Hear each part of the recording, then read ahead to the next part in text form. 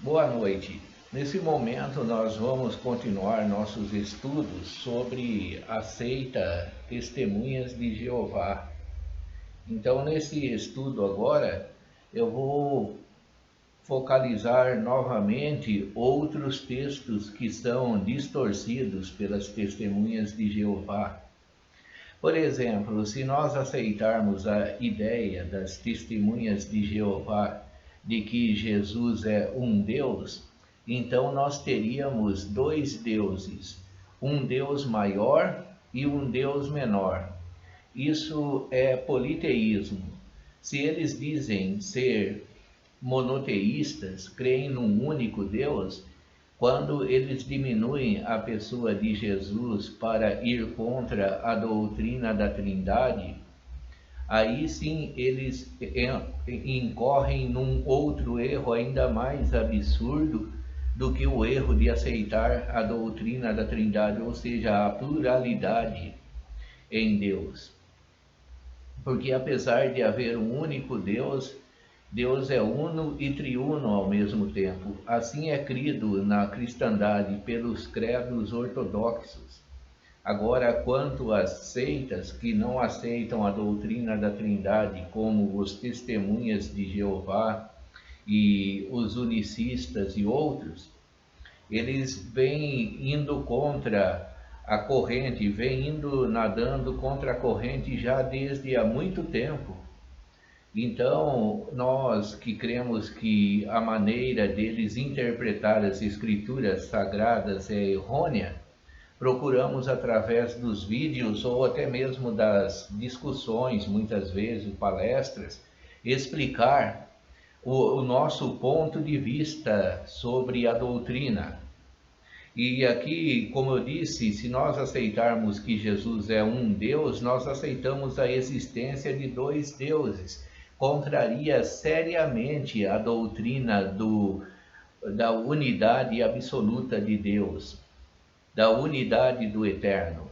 Então, para nós mantermos a doutrina dentro do mistério, mas explicável conforme Deus nos permite explicar, nós não podemos aceitar de maneira nenhuma que haja um semideus. Os semideuses existem somente nas literaturas mitológicas homéricas, hesíodas, não nas escrituras sagradas. A escritura sagrada não dá lugar, não dá vazão à ideia de dois deuses, de um Deus maior e um Deus menor. Quando nas escrituras, por exemplo, outras pessoas além do Senhor são chamadas de Elohim, ou são deuses falsos, ou são os juízes de Israel que, por serem representantes diretos de Deus, são chamados de deuses, mas não no sentido de substância divina de teioses, mas no sentido de que eram pessoas que representavam a autoridade de Deus. Os anjos também são chamados de Elohim, de deuses, em alguns casos das escrituras sagradas. Mas, no entanto, eles não são seres de eternidade a eternidade, todo-poderosos, ou seja, eles não existem por si mesmos, eles não têm aquilo que é chamado de aceidade, a capacidade de existir por si mesmos, que só Deus tem.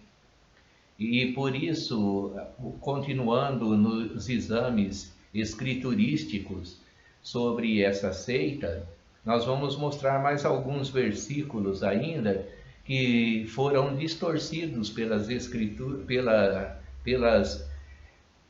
pela tradução do Novo Mundo, tanto no Antigo quanto no Novo Testamento. Nós não aceitamos a tradução deles, pois é uma tradução errônea. Não existem eruditos dentro do corpo governante. As pessoas que fizeram a tradução do Novo Mundo, nenhuma delas era uma pessoa hebraísta ou uma pessoa perita no grego koiné. Não estou dizendo com isso que eu sou perito em hebraico ou grego. Eu estudo. Eu não sou um hebraísta e eu não sou uma pessoa que fala fluentemente o grego, mas eu estudo para fazer exegese, ou seja, para tentar descobrir o verdadeiro sentido das Escrituras. E quando, pelo pouco que eu estudei, quer dizer, pelo pouco que eu aprendi, porque eu estudo há mais de 20 anos. Então, pelo que eu entendi, as Escrituras das Testemunhas de Jeová não dá para serem aceitas como uma escritura fiel, fidedigna. Lendo João 8:58 e Êxodo 3:14. Em João 8:58, no texto grego está assim: Eipen autois Jesus, amen, amen, lego rimin, prim Abraham genestai, ego eimi. Na tradução brasileira está assim: Respondeu-lhes Jesus, em verdade vos digo, antes que Abraão existisse, eu sou. Ou antes que Abraão fosse feito, eu sou. Aqui está o eu sou. Ego eimi, eu sou. Mas a tradução TNM, que é das Testemunhas de Jeová, traduz diferente aqui, como já é do conhecimento de alguns que são versados no estudo contra essa seita. Jesus disse-lhes: Digo-vos em toda a verdade, antes de Abraão vir à existência, eu tenho sido. Aqui os Testemunhas de Jeová traduzem ego eimi como eu tenho sido, mas a tradução correta é como está na tradução brasileira e outras traduções evangélicas que não foram mexidas, ou até mesmo católicas que seguem fielmente o grego. A tradução de ego eimi como eu sou é uma tradução legítima, é a única tradução aceitável nesse caso aqui. Eu tenho sido é uma forma de desmentir a divindade de Jesus. E em Êxodo 3,14, no hebraico está assim: Vaiomer Elohim el Moshe, Erie Asher Erie, Vaiomer Ko Tomar Livene Israel, Erie Shelaheni Alechem. Na tradução brasileira diz assim: Disse Deus a Moisés, eu sou o que sou, e acrescentou, assim dirás aos filhos de Israel, eu sou, enviou-me a vós. Aqui, Erie Asher Erie traduz, eu sou o que sou. Agora a tradução do Novo Mundo traduz diferente. Traduz assim: Então disse Deus a Moisés, mostrarei ser o que eu mostrar ser. E acrescentou, isto é o que deves dizer aos filhos de Israel, mostrarei ser, enviou-me a vós. Mudou totalmente o sentido aqui do texto. Só um momentinho, tem um animalzinho meu aqui de estimação que está querendo aprontar aqui. Para, neném, fica aqui. Uma gatinha minha está querendo pular aqui em cima do móvel, bem no móvel que eu estou fazendo a gravação. Esses bichinhos são igual crianças também, só aprontam. Então, como eu estava dizendo para vocês, olha que tradução mais esquisita, mostrarei ser o que eu mostrar ser. Aqui não dá para entender nada, mostrar ser, mostrarei ser o que eu mostrar ser. Mostrarei ser, enviou-me a vós. Que esquisito falar, Moisés ia chegar para os filhos de Israel, que Deus que te enviou, os anciãos de Israel iam perguntar para Moisés, o libertador, ele falou, mostrarei ser, me enviou a vós. Os anciões iam cair na risada. Que é isso, Moisés? Você andou comendo alguma coisa estragada? Não faz sentido esse texto. A expressão grega eu sou é ego eimi. Aparece 48 vezes no Novo Testamento grego e apenas em João 8,58 a organização traduziu por I have been em inglês, traduzido por eu tenho sido na TNM em português. No índice de abreviaturas do livro Raciocínios à Base das Escrituras, há uma lista de 46 diferentes versões da Bíblia usadas de maneira eclética ou misturada para fundamentar suas ideias. No entanto, nenhuma delas traduz João 8,58 por eu tenho sido, nem mesmo o Diaglotão. Só a TNM apresenta tal tradução. Não adianta nada usar um monte de traduções para tentar corroborar uma doutrina, sendo que só uma tradução forjada é que combina com o pensamento do expositor. Não faz sentido. Então, se todas estivessem traduzindo eu tenho sido, todas as demais traduções que eles apresentaram de João 8,58 estivessem apresentando eu tenho sido, tudo bem. Mas não, só a deles, porque já foi forjada para apresentar esse pensamento, uma forma de desmentir que Jesus é o eu sou, o grande eu sou, que se apresentou diante de Moisés na chamada da sarça ardente. O texto da Bíblia inglesa, The Bible from 26 Translations, a Bíblia de 26 traduções da Baker Book House, apresenta 26 versões inglesas da Bíblia e nenhuma delas traduziu ego eimi em João 8,58 por I have been, eu tenho sido. Uma busca na Bíblia online da Sociedade Bíblica do Brasil constatou que a expressão eu tenho sido não aparece nenhuma vez sequer no Novo Testamento e nem em toda a Bíblia. Só nas versões Almeida, corrigida e atualizada, que aparece uma só vez em 1 Reis 19,14.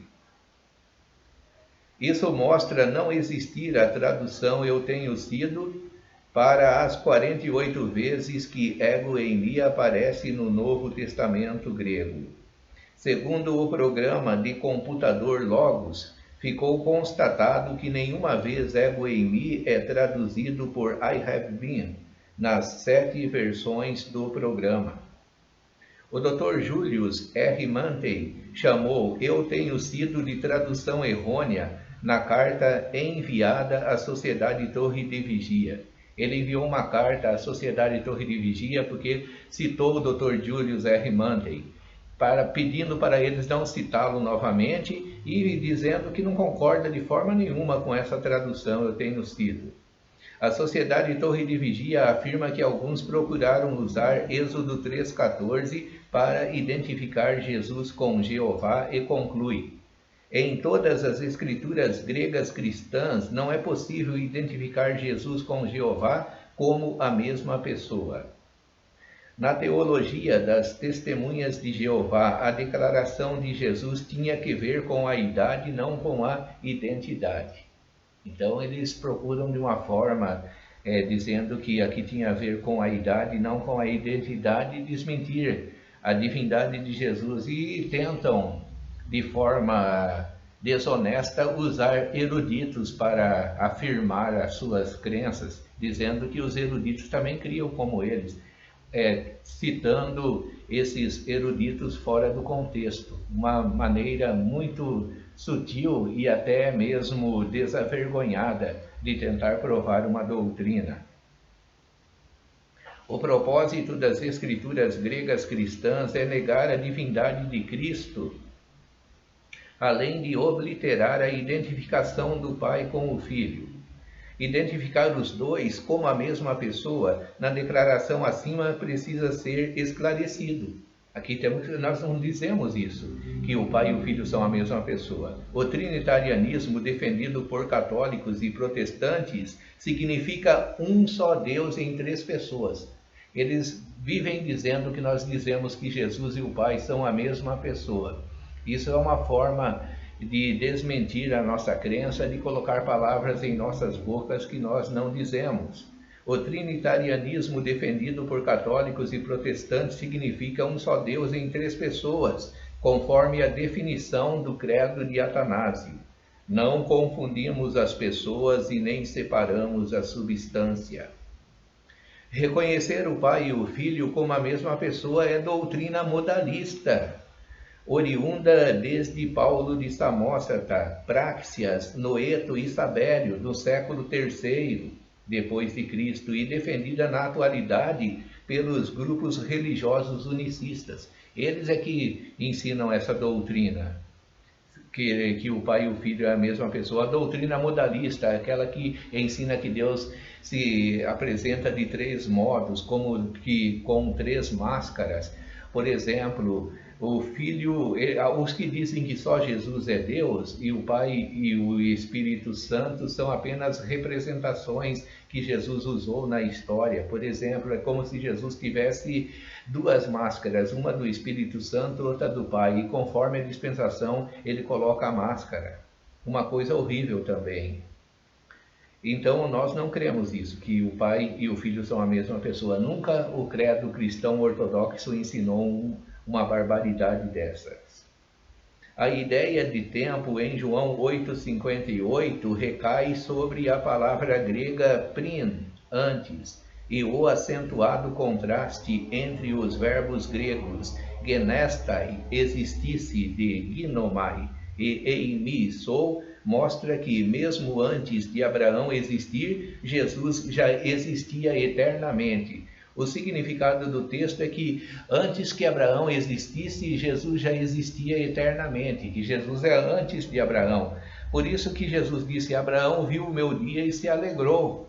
Não sabemos quando Abraão viu o dia do Senhor Jesus e se alegrou. Se foi quando ele ofereceu Isaque e viu o cordeiro substituto que substituiu Isaque. Se houve uma revelação especial de Deus a Abraão dizendo isso, não sabemos, mas Jesus disse claramente, taxativamente: Abraão viu o meu dia e se alegrou, antes mesmo de Jesus ter se encarnado, porque Jesus já existia de eternidade a eternidade. Sempre com o Pai, sempre eterno com o Pai. Há no Antigo Testamento paralelismo similar. Salmo 90, versículo 2, na Septuaginta é 89:2. Antes que nascessem os montes, ou que tivesses formado a terra e o mundo, desde a eternidade até a eternidade tu és Deus. O texto grego registra pro tu ori genetenai, su ei. Antes que os montes existissem, tu és, ou tu és Deus. Segundo o texto hebraico, atá el, tu és Deus. Construção que revela estar presente a eternidade de Deus. A palavra grega pro, antes, é similar a prim. O verbo ginomai, em contraste com o verbo eimi, revela o contraste entre o eterno e o criado. A diferença entre essas passagens é apenas de ordem gramatical. Ego eimi, eu sou, primeira pessoa. Suei, tu és, segunda pessoa.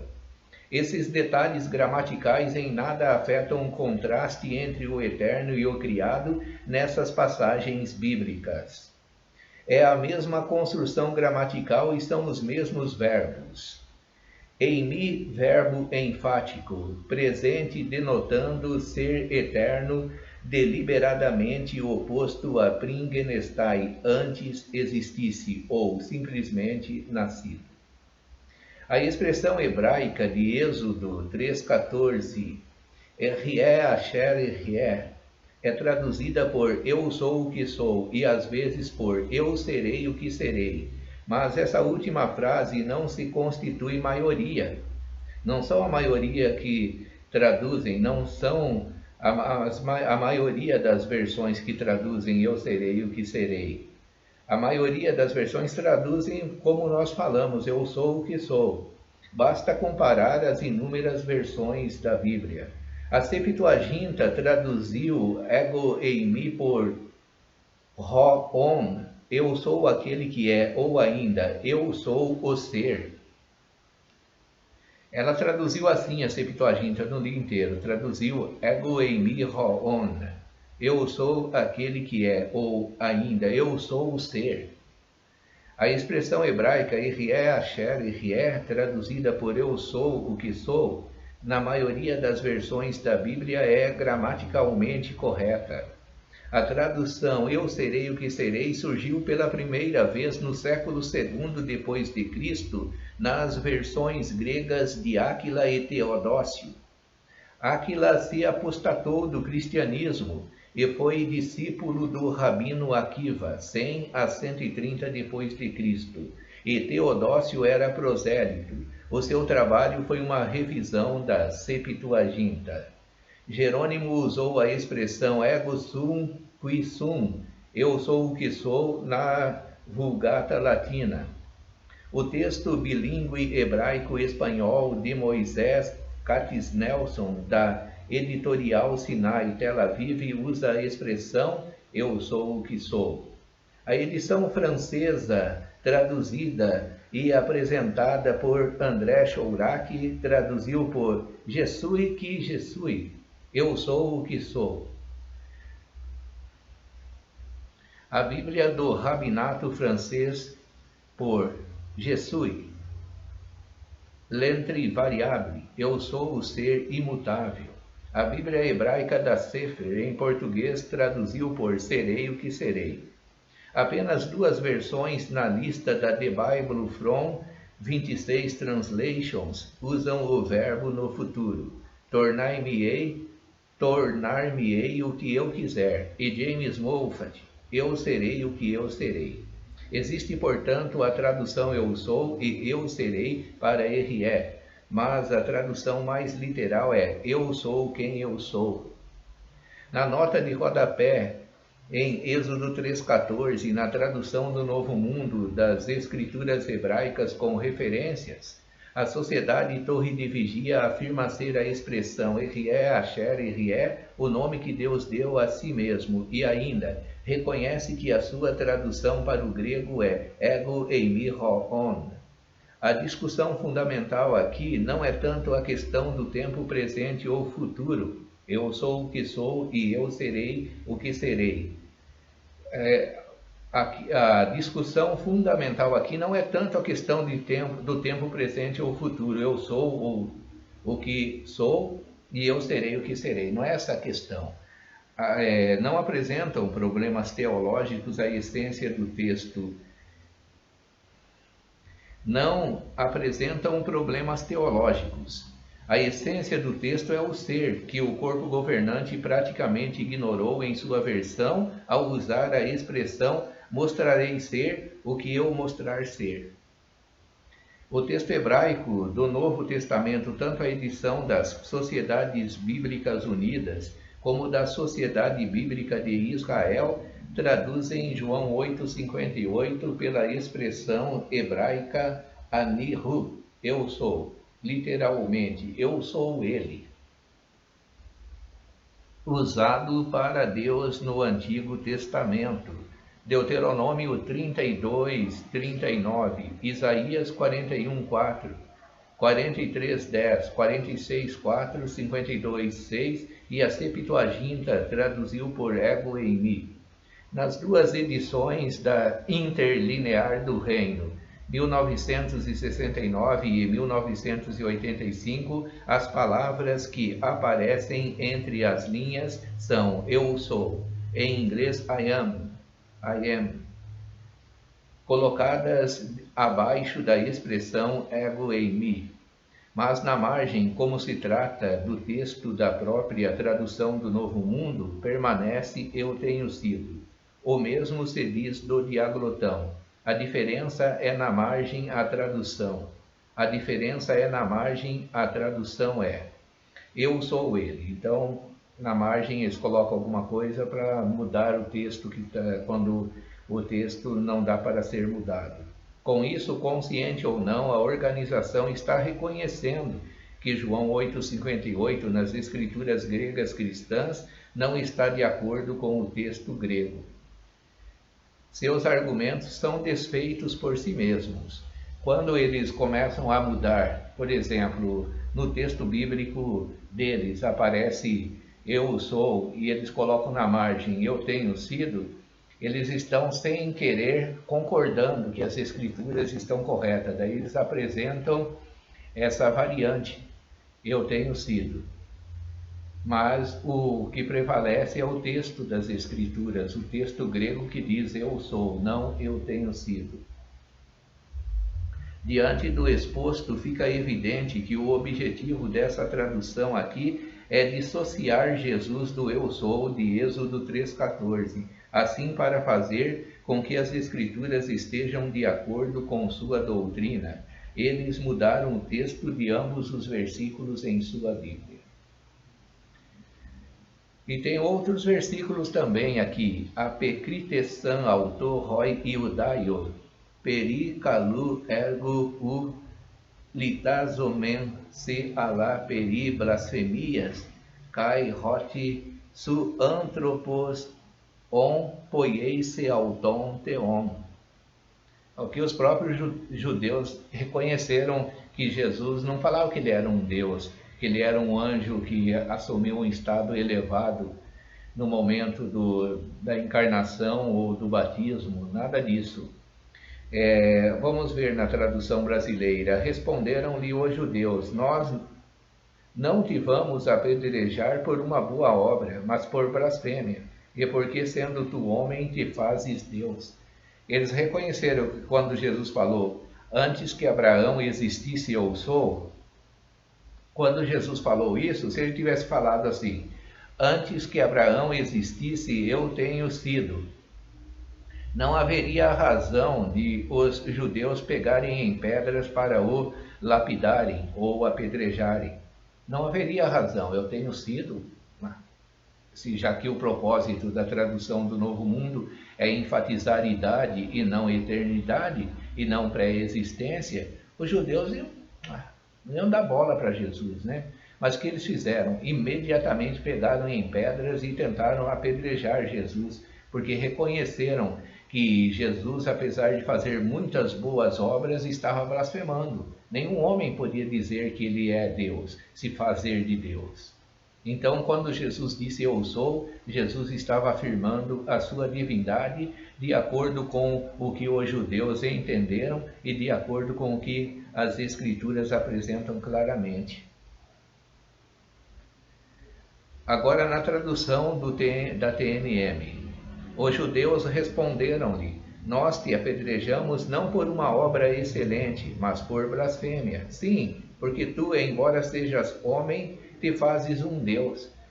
Se Jesus tivesse feito um Deus, segundo o pensamento jeovista, os judeus iam falar que Jesus era pagão, era politeísta, porque Jesus estava se fazendo um Deus, então Jesus estava se comparando com Hércules, Heracles, ou qualquer outro semideus que havia na mitologia grega, ou na mitologia babilônica, ou em qualquer outra mitologia. Daí os judeus não iam dar bola, mas ele está se fazendo um Deus, outro Deus não existe, os judeus iriam raciocinar assim.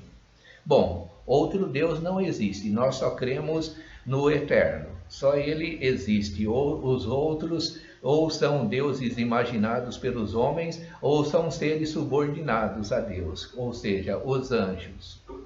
Então, se ele está dizendo que ele é um deus pagão, um ídolo, qualquer coisa, vamos deixar ele para lá. Ele está, no mínimo, ele está louco, imaginando ser um deus. Não tem, para que eu vou? Não compensa nem gastar o tempo pegando pedra para apedrejá-lo. Nós vamos apedrejar um homem porque o homem está dizendo que é um deus, um ídolo.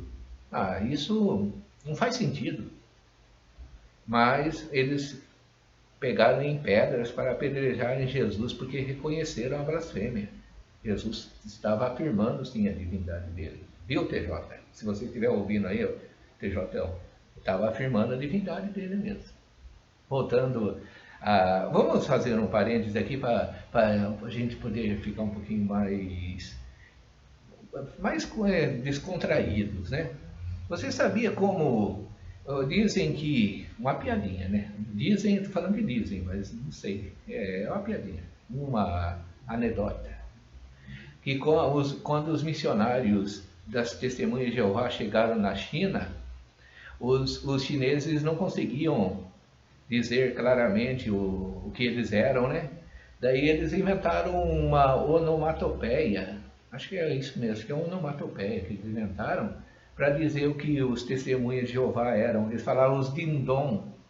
Então lá na China, os testemunhas de Jeová são conhecidos como ding-dong. Brincadeira, é só para descontrair, não vai ficar bravo comigo não, hein? Dizer que eu estou inventando doutrina aqui, estou tão querendo tanto defender a fé que estou até inventando coisas. Não, é um descontraimento. Vamos descontrair um pouquinho, voltando agora à realidade, à seriedade. O pronome reflexivo grego seauton significa a ti mesmo. Portanto, a frase su anthropos on poieis seauton theon significa, sendo tu homem, te fazes Deus a ti mesmo. Então, aqui está claro no texto grego. Se hoje os judeus entendessem um Deus como as testemunhas de Jeová, não teria havido motivo para a tentativa de apedrejamento, como eu já falei. Não haveria nisso blasfêmia alguma no contexto judaico. Eles consideraram como blasfêmia porque entenderam que Jesus declarava ser o Deus verdadeiro. Portanto, a palavra Deus em letra minúscula, com letra minúscula, como aparece na tradução do Novo Mundo, é arbitrária. Foi colocado aqui sem as pessoas julgarem as coisas corretas. Fizeram assim, segundo o próprio arbítrio deles, segundo o que eles pensavam, não segundo o texto das Escrituras. Vamos ver agora Filipenses 2,6, outro texto. Hos en morfeteu riparron uk harpagimon egesatutó einai isateo. Na tradução brasileira, o qual, subsistindo em forma de Deus, não julgou que o ser igual a Deus fosse coisa de que não devesse abrir mão. Então, o qual, subsistindo em forma de Deus, não julgou que o ser igual a Deus fosse coisa de que não devesse abrir mão. Então, Jesus, embora sendo Deus na encarnação, na kenosis, na doutrina do esvaziamento, ele sabia que ele, sendo em forma de Deus ali, ele sabia que ele tinha a essência divina, a mesma essência de Deus. Mas ele não se apegou a isso. Ele poderia ter se apegado a isso e não ter se encarnado, não ter se humilhado.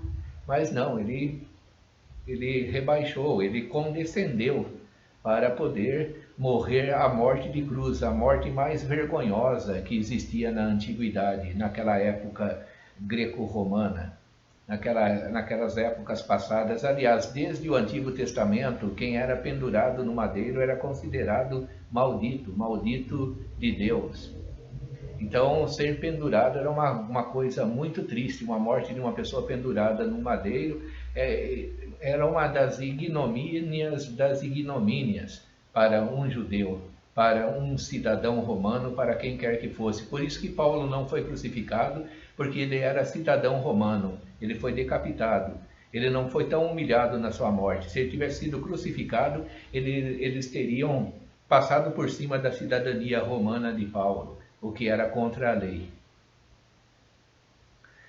Agora a TNM, o qual, embora existisse em forma de Deus, não deu consideração a uma usurpação, a saber, que devesse ser igual a Deus. Então muda totalmente. Aqui a gente vê o texto que é uma forma de desmentir a divindade de Jesus.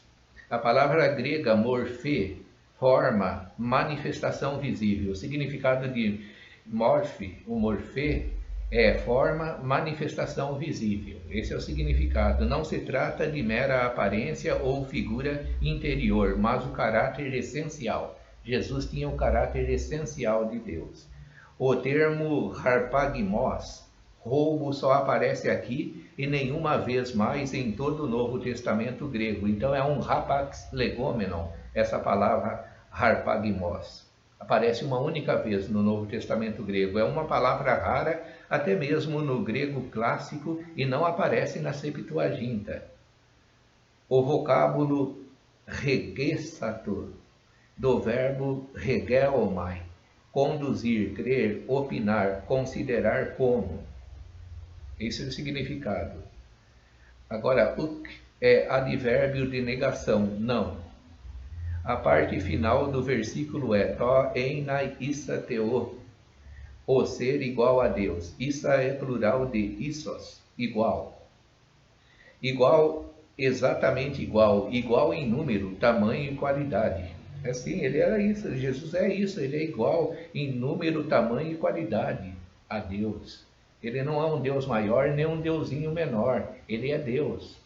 A tradução fica assim: não considerou roubo o ser exatamente igual a Deus. Ele não considerou como roubo, como rapina, como diz o texto grego no outro texto, fala, não considerou como rapina, como roubo, como aquelas aves que roubam a presa, o ser igual a Deus. Ele poderia sempre reconhecer e expressar a sua divindade, mas isso daí daria a ele o direito de não querer se encarnar ou de deixar a humanidade perdida para sempre. Mas ele se humilhou, ele resolveu morrer a morte mais ignominiosa que existia por amor à humanidade, por amor ao ser humano. Por isso que o texto clássico, o texto-chave das Escrituras, o Evangelho condensado, João 3,16. Porque Deus amou o mundo de tal maneira que deu o seu Filho unigênito, para que todo que nele crê não pereça, mas tenha a vida eterna. Essa tal maneira ninguém consegue explicar. Esse amor de Deus é um amor que não existe no mundo. Se todas as pontas das árvores, as copas das árvores se tornassem lápis, se todos os mares se tornassem em tinta, se toda a imensidão do universo se tornasse em papel, acabariam-se todas as árvores do mundo, toda a água existente no planeta secaria, preencheria todo o cosmos, toda a face do cosmos seria preenchida, e ainda assim não se exprimiria o tamanho do amor de Deus por nós. Pense nisso.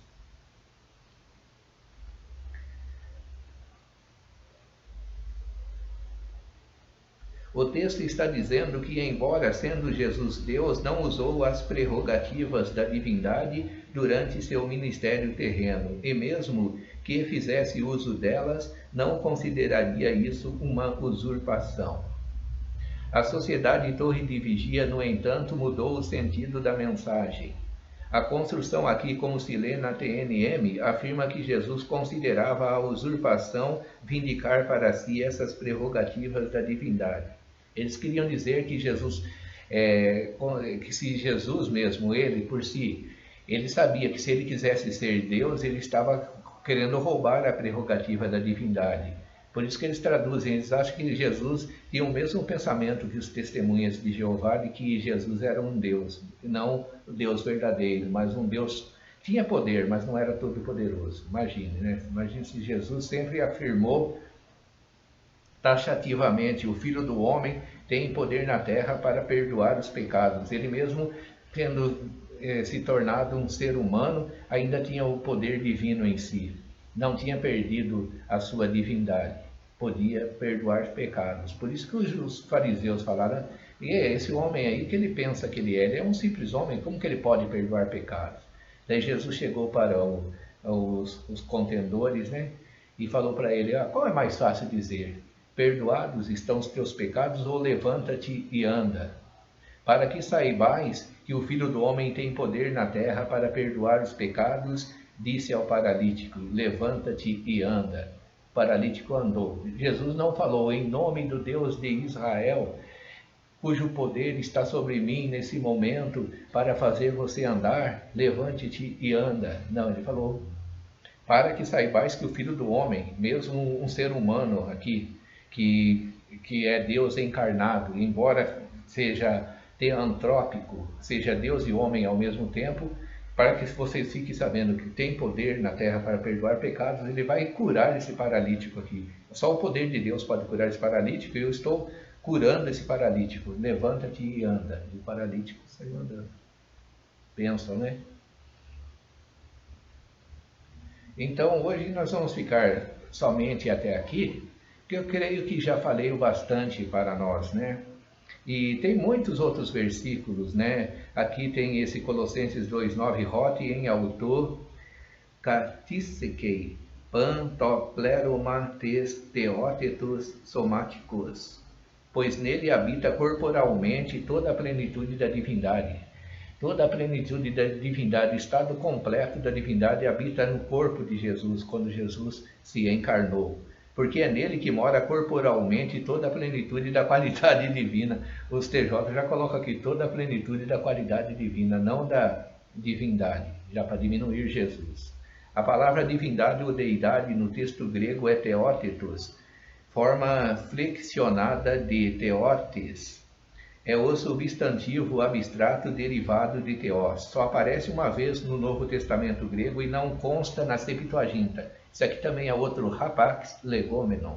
Uma palavra que aparece só uma vez no Novo Testamento grego e nem na Septuaginta aparece. Então é isso, Jesus é Deus. Seja louvado o nome do Senhor para todos sempre. Amém.